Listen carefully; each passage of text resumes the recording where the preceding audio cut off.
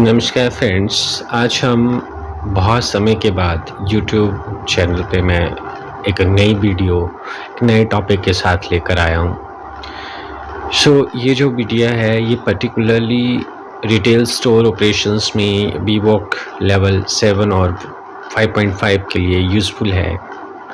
Qualification है retail store manager. अगर आपको मेरा ये वीडियो पसंद आए तो प्लीज़ मेरे चैनल को लाइक, शेयर और सब्सक्राइब ज़रूर करें।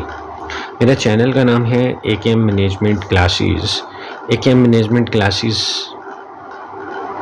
को ज़रूर लाइक, शेयर और कमेंट और मेरे चैनल को सब्सक्राइब करें।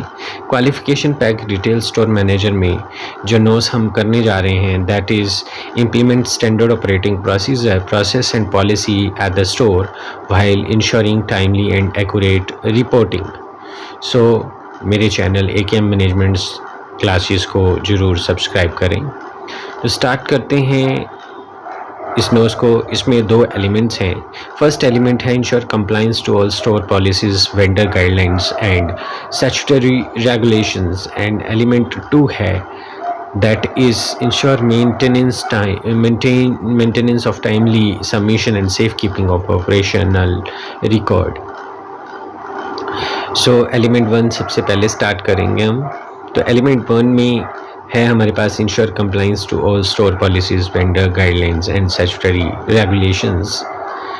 इस एलिमेंट में जो परफॉर्मेंस क्राइटेरियाज हैं उनको हम डिस्कस कर लेते हैं। फर्स्ट परफॉर्मेंस क्राइटेरिया एलिमेंट 1 में जो है वो है implement process in alignment to store policy. PC2 है describe relevant store policies guidelines to the team. PC3 है cooperate and collaboration with authorities to conduct store audits as required. PC4 है understand all known compliance issues and work toward resolving the same. And PC5 है sign of all the legal contracts in alignment to statutory requirement. And the PC6 है sign off and honor all terms and condition in employees contract. इसके अलावा जो 3 performance criteria हैं वो element 2 में है जो हम इसके बाद डिस्कस करेंगे। तो स्टार्ट करते हैं फर्स्ट परफॉर्मेंस क्राइटेरिया से, that is PC1 implement process in alignment to store policy.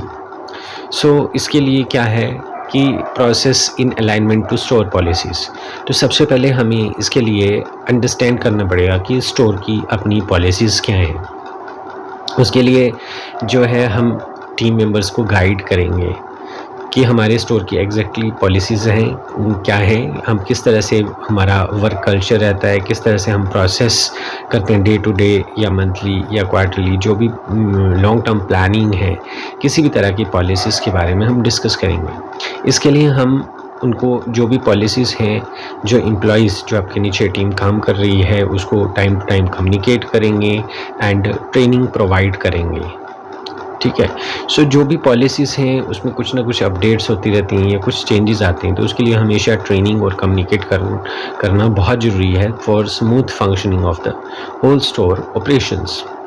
Now standard operating procedures की बात करें, SOPs। हर काम को करने का एक प्रॉपर स्टैंडर्ड प्रोसीजर होता है, उनको फॉलो करेंगे सो दैट कि हम वो जो स्टैंडर्ड ऑपरेटिंग प्रोसीजर हैं वो अकॉर्डिंग टू स्टोर पॉलिसीज़ या पर्टिकुलर वर्क को करने के लिए जो भी एक स्टैंडर्ड प्रोसेस बनी हुई है उसके अकॉर्डिंग ही होता है। ठीक है। और हर स्टोर में ये वेरी कर सकती हैं, हर स्टोर टू स्टोर ये चीज़ वेरी कर सकती है। Now vendor coordinations. अभी किसी भी तरह का स्टोर की पॉलिसीज़ में कोई चेंजेस आता है या जो भी स्टोर की पॉलिसीज़ हैं उसको हम वेंडर के साथ कोऑर्डिनेट करने की कोशिश करेंगे सो दैट कि वेंडर को भी पता रहे कि हमारे स्टोर में, हमारे रिटेल आउटलेट में किस तरह से फंक्शनिंग होती है, सो दैट कि वो भी अपने काम को स्मूथली कर सके हमारे साथ कॉन्ट्रैक्ट में रहते हुए। नेक्स्ट है audits and review. The main reason of audit and review का कि हमें ऑडिट करना है, इंस्पेक्शन करनी है। इससे क्या होगा कि कहीं न कहीं हमें अपने जो लूप होल्स हैं, कहाँ हम लैग कर रहे हैं, किस वजह से हम प्रॉपर वे से प्रोसेस नहीं कर पा रहे हैं, है ना? उसके बारे में जानकारी, क्या हम स्टोर पॉलिसीज़ को प्रॉपरली इम्प्लीमेंट कर पा रहे हैं या नहीं? जो एम्प्लॉइज़ है वो प्रॉपर वे से इसके बारे में उसको नॉलेज हुई है या नहीं है, प्रॉपर वे से कम्युनिकेट है, उसको अंडरस्टैंडिंग है पॉलिसी के बारे में, इस चीज़ का ज्ञात रहता है। और जो भी हम नेसेसरी डॉक्यूमेंटेशन प्रोसेस जो भी रिकॉर्ड मेंटेन कर रहे हैं या एज़ पर पॉलिसी और एज़ पर जो नॉर्म्स डिज़ाइन किए हैं किसी ऑर्गेनाइजेशन ने, उसके अकॉर्डिंग हो रही हैं या नहीं हो रही हैं। अगर हो रही हैं तब भी हम टाइम टू टाइम उसका रिव्यू ज़रूर करेंगे ताकि कोई भी लूप होल्स न बचे वर्क में। Now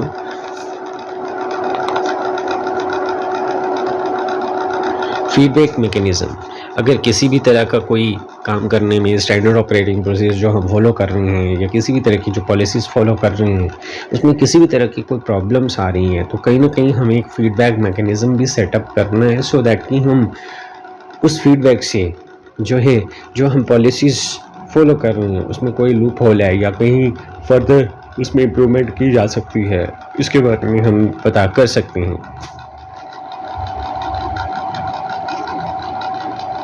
Now, performance criteria 2, that is describe relevant store policies, guidelines to the team. अभी हमने क्या कि इसको कम्युनिकेट करना और टीम को ट्रेनिंग देनी है, तो सबसे पहला जो स्टेप है इसके बारे में उसमें है क्लियर कम्युनिकेशन ऑफ पॉलिसीज़। अब हम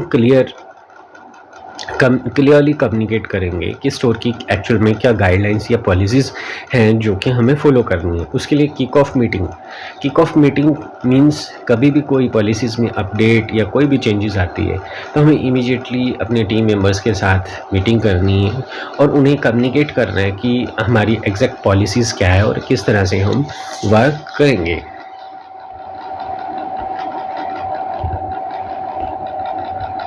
देन उससे रिलेटेड कोई भी रिटन डॉक्यूमेंटेशन है या कोई भी ऐसा वर्क है जो हमें रिटन में प्रोड्यूस करना है उसको हम उसके बारे में बताएंगे।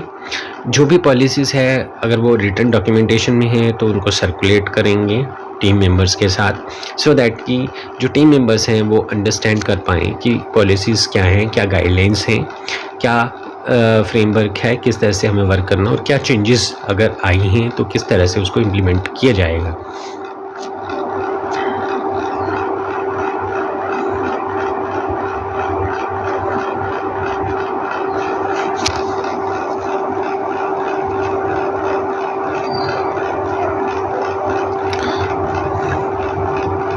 नो पॉलिसी ओवरव्यू, जब हम कोई भी मीटिंग या किसी भी तरह की पॉलिसीज़ और गाइडलाइंस आप इम्प्लीमेंट करने जा रहे हैं तो कहीं ना कहीं आपको उस पॉलिसीज़ के बारे में प्रॉपर वैसे ओवरव्यू ज़रूर देना है कि ये कौन से एरिया, कौन से डिपार्टमेंट या किस से कंसर्न है और इससे किस तरह से कोई वर्क जो है स्टार्टिंग में इम्पैक्ट कर सकता है, सो दैट कि जो एम्प्लॉइज़ है, जो टीम मेंबर्स हैं उनको क्लियरली ये पता रहे।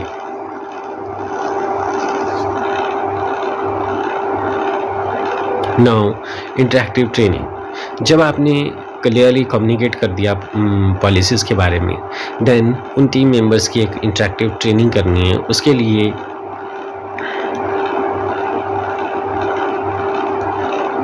हमें सबसे पहले role playing is the best method कि रोल प्ले के थ्रू जो है ये समझाया जा सकता है बेसिकली, जो कि एक छोटे से रूपांतरण के तौर पे होगा।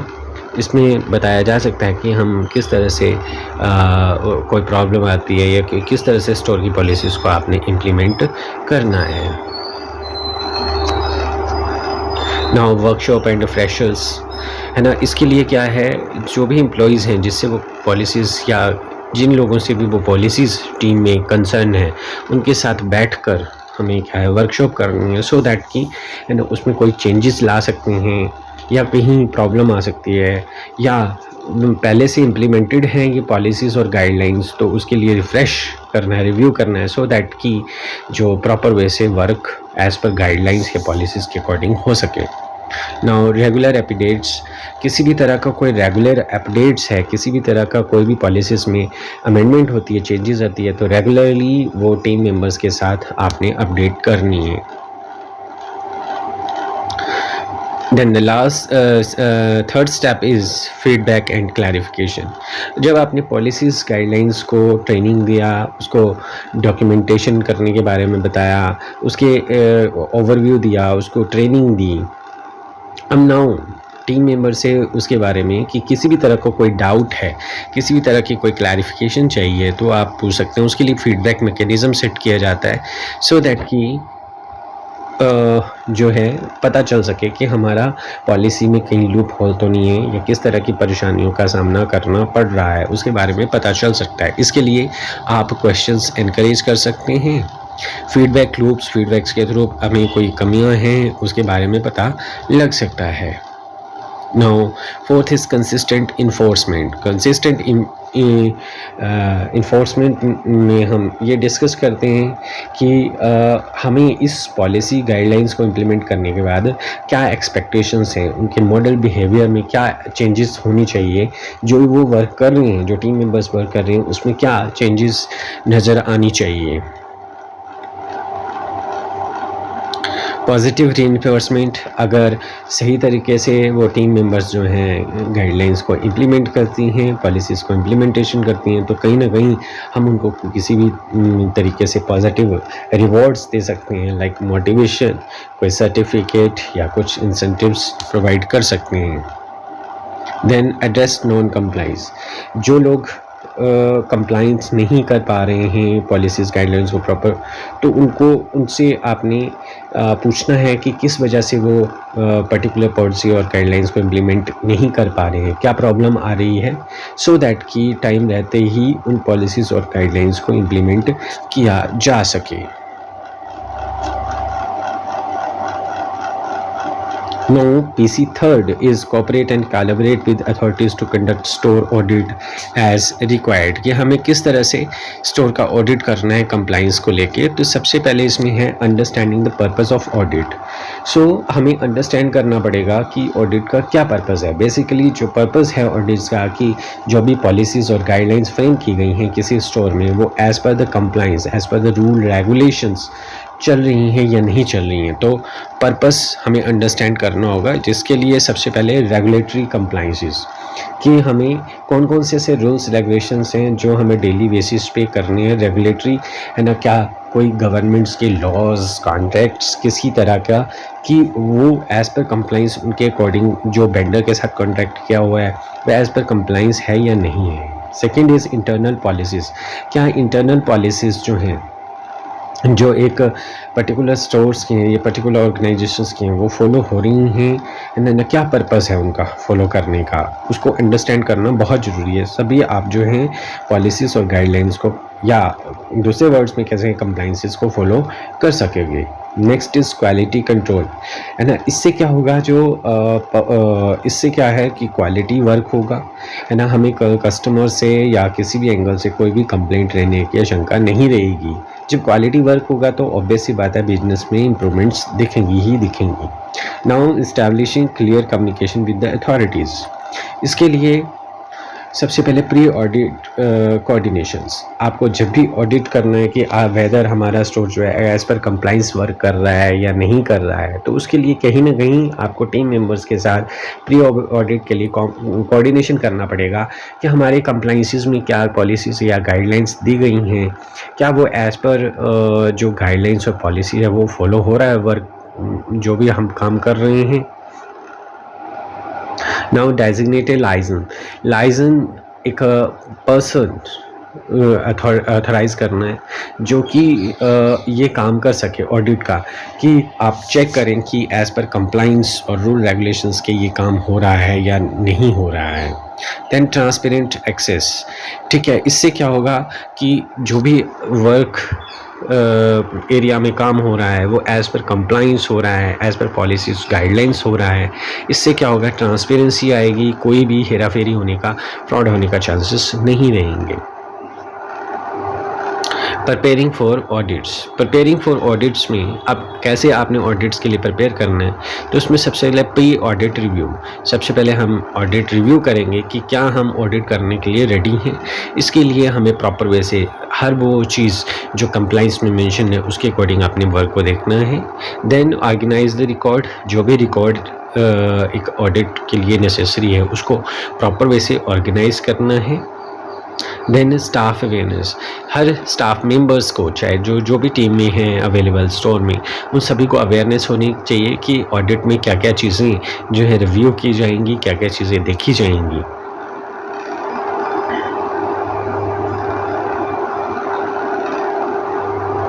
नाउ फिजिकल स्टॉक चेक, है ना कहीं हमें रिकॉर्ड्स को वेरीफाई करना है कि जो हम रिकॉर्ड मेंटेन कर रहे हैं वो एज़ पर गाइडलाइंस पॉलिसीज़ के अकॉर्डिंग है और वो वैसा ही वर्क भी हो रहा है। तो इसके लिए फिज़िकली स्टॉक चेक करना है हमें कि वेदर जो भी चीज़ के लिए, चाहे वो इन्वेंट्री को लेके ऑडिट्स हैं, चाहे वो किसी और एरियाज़ को लेके हैं, तो वो as per rule regulations follow हुए हैं या नहीं हुए हैं।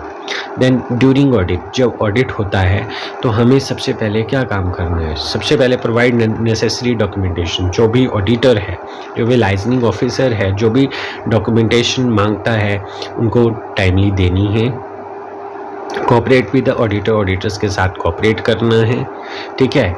Then show willingness to improve, है ना। ऑडिटर कहीं आपकी गड़बड़ी होनी या किसी भी तरह का कोई डाउट बताता है तो उनके साथ विलिंगनेस शो करनी है कि फ्यूचर में ये जो है प्रॉब्लम नहीं होगी, न चाहे वो माइनर सी प्रॉब्लम है, तो उसके लिए कोऑपरेट करना बेस्ट ऑप्शन है और विलिंगनेस दिखानी है कि हम फ्यूचर में इस चीज़ को इम्प्रूव करेंगे। Now post audit actions, now audit होने के बाद हमें क्या एक्शंस लेने हैं? तो सबसे पहले ना हमें रिव्यू करना है फाइंडिंग्स। जो भी एक ऑडिटर ने, लाइसेंस ऑफिसर ने जो भी रिव्यूज़ दिए हैं, जो भी फाइंड आउट किया है, कहाँ कहाँ कमियां हैं, कहाँ कहाँ आपके स्ट्रॉन्ग पॉइंट्स हैं, कहाँ कहाँ वीक पॉइंट्स हैं, इन सभी के ऊपर रिव्यू करना है और इम्प्रूव करने की कोशिश करनी है। जो वीक पॉइंट्स हैं उनके लिए करेक्टिव एक्शंस लेने हैं। देन करेक्टिव एक्शंस के बाद हमने रिपोर्ट बैक टू अथॉरिटीज़ को रिपोर्ट बैक करना है कि हमने ये चीज़ इम्प्रूव की है। देन फॉलोअप ऑडिट्स, उसके बाद फिर से फॉलोअप ऑडिट्स होगा कि वेदर जो आपकी वीकनेसेस बताई गई थी ऑर्गेनाइजेशंस में उसको प्रॉपर वे से इम्प्रूव करके फॉलो किया जा रहा है उन गाइडलाइंस को या नहीं किया जा रहा है, तो उसके लिए फॉलोअप ऑडिट्स होना बहुत ज़रूरी है। नाउ मेंटेनिंग ऑनगोइंग कंप्लाइंस, ठीक है। सो अब जो ऑनगोइंग कंप्लाइंसेस हैं, जो पॉलिसी फ्रेमवर्क है ना, उसको मेंटेन करना है ना। सो मेंटेन करने के लिए कॉन्टीन्यूस इम्प्रूवमेंट्स रिक्वायर्ड होती है। देन स्टे इन्फॉर्म, किसी भी तरह की कोई चेंजेस आती है तो उसके लिए इन्फॉर्म करना है, ठीक है।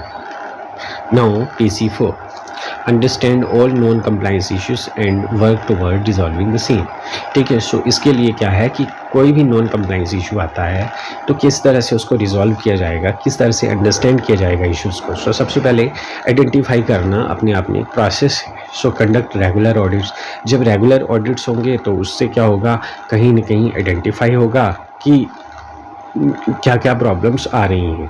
देन एम्प्लॉइज़ का फीडबैक लिया जाएगा कि ये नॉन कंप्लाइंस इश्यूज़ किस वजह से आ रहे हैं, क्या प्रॉब्लम आ रही है, ठीक है। उसके बाद मॉनिटर किया जाएगा, जो मेन एरियाज़ हैं, जो वाइटल एस्पेक्ट्स हैं, उनको ऑब्जर्व किया जाएगा। कस्टमर की कंप्लेंट्स को ध्यान में रखते हुए ये सारे non compliance issues every aspects को चेक किया जाएगा। Then understand the root cause of non compliances, कि रूट कॉज क्या है, मेन जड़ क्या है इस नॉन कंप्लाइंसेस की। सो इसके लिए चेक किया जाएगा कि क्या अवेयरनेस नहीं है एम्प्लॉइज़ में, या प्रॉपर वैसे उनकी ट्रेनिंग नहीं हुई है, या इनकन्सिस्टेंट इन्फोर्समेंट है कि ज़बरदस्ती थोपे जा रहे हैं रूल्स रेगुलेशंस। इन सभी चीज़ को चेक किया जाएगा। देन मिसकम्युनिकेशन, कहीं कम्युनिकेशन गैस या किसी तरह की मिसअंडरस्टैंडिंग तो नहीं होगी है, या अभी तक जो अपडेटेड पॉलिसीज़ और प्रोसेसेस हैं, है ना, वो आउटडेटेड तो नहीं यूज़ किए जा रहे हैं, जो एज़ पर अपडेटेड हैं वो यूज़ किए जा रहे हैं या नहीं किए जा रहे। इनएडिक्वेट रिसोर्सेज, समटाइम किसी चीज़ को लेकर इनएडिक्वेटेड रिसोर्सेज भी हो सकते हैं, तो उसकी वजह से ये प्रॉब्लम तो नहीं आ रही है। अब नाउ ये चेक करने के बाद अब किस तरह से हम इन इश्यूज़ को रिजॉल्व करेंगे, नॉन कंप्लाइंस इश्यूज़ को। सबसे पहले असेसमेंट। सो असेसमेंट के लिए आप ऑडिट करेंगे, ऑडिट से हमें पता चलेगा कि कौन से रूल्स रेगुलेशंस पॉलिसीज़ को फॉलो किया जा रहा है और कौन से नहीं किया जा रहा है। इसके लिए क्या है, ऑडिट कंडक्ट किए जाएंगे जिससे डाटा आएगा और जो बेंचमार्क या स्टैंडर्ड सेट किए जाएंगे उससे कंपेयर किया जाएगा। सेकेंड पार्ट में प्रायोरिटाइजेशन, ठीक है, इसमें रिस्क असेसमेंट किया जाएगा कि अगर हम ये जो नॉन कंप्लाइंसेस हैं इसकी वजह से क्या क्या रिस्क हमें झेलने पड़ सकते हैं। सो जो भी क्रिटिकल इश्यूज़ हैं इस समय पे उनके ऊपर फोकस किया जाएगा। Now see develop a resolution plan, उसके लिए रेजोल्यूशन प्लान बनाना है। सो पॉलिसी को रिव्यू करें, रिव्यू करने के बाद ट्रेनिंग दें टीम मेंबर्स को ट्रेनिंग के बाद फिर से उनकी प्रोसेस को जो आपने ट्रेनिंग में दिखाया उसके अकॉर्डिंग काम करने के लिए बोलें, है ना। और देन इम्प्लीमेंटेशन, अब जब रेजोल्यूशन प्लान हो गया, डेवलप हो गया, तो देन उसको इम्प्लीमेंट करने की बात की जाएगी। तो इमीडिएट एक्शन लीजिए उसके ऊपर। देन उसके लिए कोलैबोरेटिव अप्रोच, मिलजुल कर काम करने के लिए बोलें एज़ पर पॉलिसीज़ और गाइडलाइंस। उसके बाद एलोकेट रिसोर्सेज को एलोकेट कीजिए जहाँ पे कमी रह गई थी। मॉनिटरिंग एंड इवैल्यूएशन, जो आपने ट्रेनिंग दी है, जो आपने सिखाया है, उसको मॉनिटर करें कि एज़ पर पॉलिसीज़ और गाइडलाइंस के अकॉर्डिंग वो काम हो रहा है। तो इसके लिए रेगुलर इंस्पेक्ट कीजिए, प्रोग्रेस को ट्रैक कीजिए, फीडबैक मैकेनिज्म सेट कीजिए। Now PC5, sign off all the legal contracts in alignment to statutory requirement। जो भी स्टैट्यूटरी रिक्वायरमेंट में जो भी लीगल कॉन्ट्रैक्ट्स की रिक्वायरमेंट है उनको अलाइन करना, उसको कैसे साइन ऑफ करते हैं। जो इसके लिए अंडरस्टैंड द स्टैट्यूटरी रिक्वायरमेंट्स। सबसे पहले रिसर्च एप्लीकेबल है, कौन कौन से लॉ जो हैं आपके ऑर्गेनाइजेशन पे एप्लीकेबल, लाइक लेबर लॉ है या फैक्ट्री लॉ है या आपका सैलरी वेजेस से रिलेटेड लॉ है, उनको रिसर्च कीजिए। देन टैक्स और फाइनेंशियल कंप्लाइंसेस क्या हैं, क्या रूल्स रेगुलेशंस हैं टैक्स एंड फाइनेंशियल कंप्लाइंसेस के, उसके साथ अपडेट रहिए, उसको फाइंड आउट किए। देन द कॉन्ट्रैक्ट को ड्राफ्ट करना है। तो ड्राफ्ट कैसे किया जाता है कॉन्ट्रैक्ट को, सबसे पहले क्लियर कीजिए टर्म्स एंड कंडीशंस को, ठीक है। उसमें लीगल क्लॉजेस को एंटर कीजिए कि कहाँ किस केस में हमें लीगल हेल्प की ज़रूरत पड़ेगी। देन कुछ स्टैट्यूटरी प्रोविज़न होते हैं जैसे कंपनीज लॉज के अकॉर्डिंग, तो उनको इंक्लूजन कीजिए। जब ड्राफ्ट हो जाता है आपका कॉन्ट्रैक्ट तो एक बार रिव्यू कीजिए, है ना। तो रिव्यू के लिए लीगल टीम रिव्यू, सो इसके लिए लीगल टीम को हायर कीजिए, वो आपके प्रोसेस को कॉन्ट्रैक्ट को रिव्यू करेगी। स्टेक होल्डर से, अपने जो भी स्टेक होल्डर्स हैं उनसे अप्रूवल लीजिए कि जो हमने टर्म्स एंड कंडीशंस जो ड्राफ्ट की हैं वो एज़ पर नॉर्म्स हैं, रूल्स रेगुलेशंस के अकॉर्डिंग आपको मंजूर हैं या नहीं हैं। देन कंप्लाइंस ऑडिट, है ना, उसके लिए कंप्लाइंस ऑडिट कीजिए कि जो आपने कंप्लाइंस फॉलो करनी है वो एज़ पर रूल रेगुलेशंस होते भी हैं या नहीं होते हैं। Now vendor and counter party verification, जो भी आपके वेंडर हैं और काउंटर पार्टी है उससे वेरीफाई करवाने के लिए ड्यू डिलीजेंस, जो वाइटल एरियाज़ हैं, है ना, जो कुछ छूट गई हैं, कुछ ऐसी चीज़ें, है ना, जिसके ऊपर वर्क होना काम काफ़ी है, तो उसके लिए ड्यू डिलिजेंस रिपोर्ट्स दीजिए। देन स्टैट्यूटरी डॉक्यूमेंटेशन, जो नेसेसरी संवैधानिक जो काम है ना, उनके ऊपर डॉक्यूमेंटेशन कीजिए और वेंडर और काउंटर पार्टी से वेरीफाई करवाइए। देन एग्जीक्यूशन ऑफ कॉन्ट्रैक्ट को एग्जीक्यूट करना, उसके लिए क्या है, जब कॉन्ट्रैक्ट ड्राफ्ट हो जाता है तो ऑथराइज सिग्नेटरी, जो भी एप्लीकेबल अथॉरिटी है, जो रिस्पॉन्सिबल हैं उस कॉन्ट्रैक्ट की साइनिंग अथॉरिटी, तो उसके लिए ऑथराइज सिग्नेटरी चाहिए। ऑथराइज सिग्नेटरी के बाद आपके पास विटनेसेस चाहिए या किसी भी तरह की कोई स्टैम्प ड्यूटीज़ आपको रजिस्ट्रेशन पे करनी पड़ती है तो वो आएगी इसमें। नाउ पोस्ट साइनिंग कंप्लाइंसिंग, जब आप कंप्लाइंस को साइन कर लेते हैं उसके बाद क्या होता है, सो डॉक्यूमेंट करके स्टोरेज करके रखिए उसको अच्छे से। रेगुलेटरी कोई भी ऐसा कंप्लाइंस जो अपडेशन मांगता है तो उसको और जो भी रूल्स रेगुलेशंस हैं, है ना, उनको फॉलो कीजिए। देन मॉनिटर कीजिए। मॉनिटर करना है रिस्क मैनेजमेंट। अब देखिए रिस्क मैनेजमेंट में हमारे पास periodic audit, time to time audit होना चाहिए ताकि एज पर नॉर्म्स काम हो रहा है या नहीं हो रहा है जो कॉन्ट्रैक्ट में लिखा हुआ है। देन अमेंडमेंट किसी तरह की रिक्वायर्ड है तो वो रहेगी। देन लीगल बैकअप, अगर ज़रूरत पड़े तो किसी तरह का कोई लीगल क्लाउज या लीगल जो टर्म्स एंड कंडीशंस हैं वो रहती हैं एंटर करने, तो वो भी ध्यान में रखिए। PC6 है sign off and honour all the terms and conditions in employ contract. So अब एम्प्लॉयज़ के साथ जो कॉन्ट्रैक्ट हो रहा है उसमें किस तरह से आप ऑनर करेंगे, किस तरह से साइन ऑफ करेंगे terms and conditions. So contract को रिव्यू कीजिए, है ना, अंडरस्टैंडिंग समझिए, है ना, और adhere to term during employment, है ना, कि क्या टर्म्स एंड कंडीशंस रहेंगी एम्प्लॉयमेंट के टाइम। उनको टर्मिनेट करना है तो उसके लिए प्रॉपर नोटिस दीजिए। पोस्ट एम्प्लॉयमेंट क्लाउज जो है वो इंटर कीजिए कि क्या क्या बेनिफिट्स या ऑनर्स रहेंगे। ठीक है, किसी तरह का इशू है तो वो भी आप कम्युनिकेट कर सकते हैं। Now element two is ensure maintenance timely submission in safe keeping of operational record, कि आप किस तरह से सेफली रिकॉर्ड रख सकते हैं। तो इसमें हमारे पास जो है वो 3 नोसिस हैं, सॉरी 3 परफॉर्मेंस क्राइटेरिया हैं। Describe the team, the importance of record to be maintain, describe the importance of accurate and error free collection, preservation and transmission of data. PC9 है conduct check and audit to ensure quality of data for record.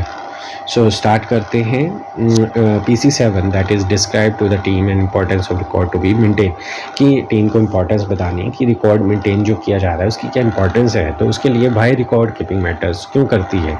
सबसे पहले accountability, इससे क्या होता है record keeping, जो भी responsible person है, जो भी अकाउंटेबल पर्सन है, उसको एक पर्सन को आप उसके लिए रिकॉर्ड मेंटेन करने के लिए रख सकते हैं, ताकि जो है कि ज़रूरत पड़ने पर तो उस पर रिस्पॉन्सिबल पर्सन, अकाउंटेबल पर्सन से उसके बारे में ऑडिट के टाइम से नेसेसरी इंफॉर्मेशन निकलवाई जा सके। जो भी रिकॉर्ड मेंटेन करेगा वो ट्रांसपेरेंट होगा, उसमें कोई भी किसी भी तरह का फिगर्स में या किसी भी तरह के रिकॉर्ड्स में कोई भी झोल नहीं होगा। ठीक है, कंप्लाइंस एज़ पर कंप्लाइंस होना चाहिए। एफिशिएंसी इंप्रूव होगी और किसी भी तरह का रिस्क अगर अराइज होता है तो उसको इजीली रिजॉल्व किया जा सकता है, और इससे क्या है एक अच्छा डिसीजन मेकिंग की जा सकती है। नाउ आवर रोल, हमारा रोल क्या है इस रिकॉर्ड में। सो सबसे पहले एक्यूरेसी बनी रहेगी, है ना, एक्यूरेसी होगी, कॉन्फिडेंशियलिटी मेंटेन करना है, ऑर्गेनाइज करके रखना है, कंसिस्टेंसी रहेगी काम करने में भी।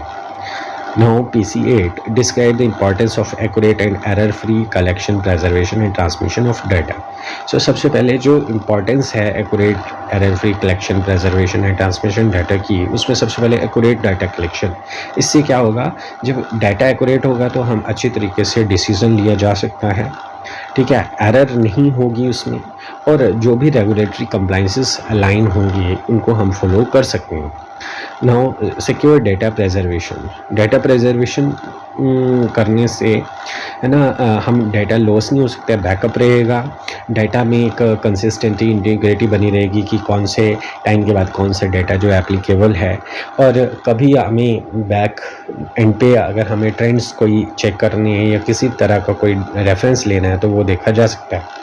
नाउ इस तरह से हम डेटा को ट्रांसमिशन कर सकते हैं। तो सबसे पहले सीमलेस कम्युनिकेशन, प्रॉपर वे से हम कम्युनिकेट करके कॉन्फिडेंशियलिटी और सिक्योरिटी के साथ ये काम किया जा सकता है, ट्रांसमिशन की जा सकती है। Now PC9 is conduct check and audit to ensure quality of data for record. So किस तरह से, इसके लिए सबसे पहले आपको एक डेटा स्टैंडर्ड मेंटेन करने पड़ेंगे, उसके अकॉर्डिंग आपको डाटा जो है सेट करना पड़ेगा। फिर डाटा क्वालिटी का ऑडिट करना पड़ेगा ताकि इंश्योर द क्वालिटी, है ना, डाटा की एक्यूरेसी को वेरीफाई करना। कोई भी डुप्लीकेट एंट्रीज़ हैं या कुछ भी गलती से लिखा गया एरर्स हैं उनको रिमूव करना।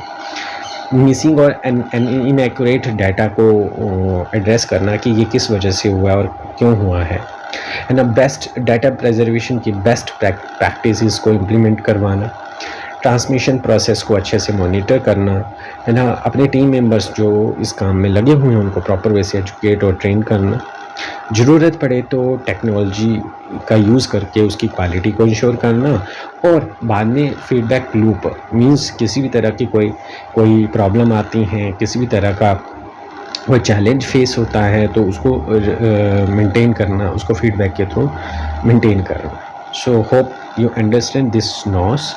Thank you. अगर आपको मेरी ये वीडियो पसंद आई हो तो प्लीज़ मेरे चैनल को लाइक, शेयर और सब्सक्राइब जरूर करें। Thank you once again.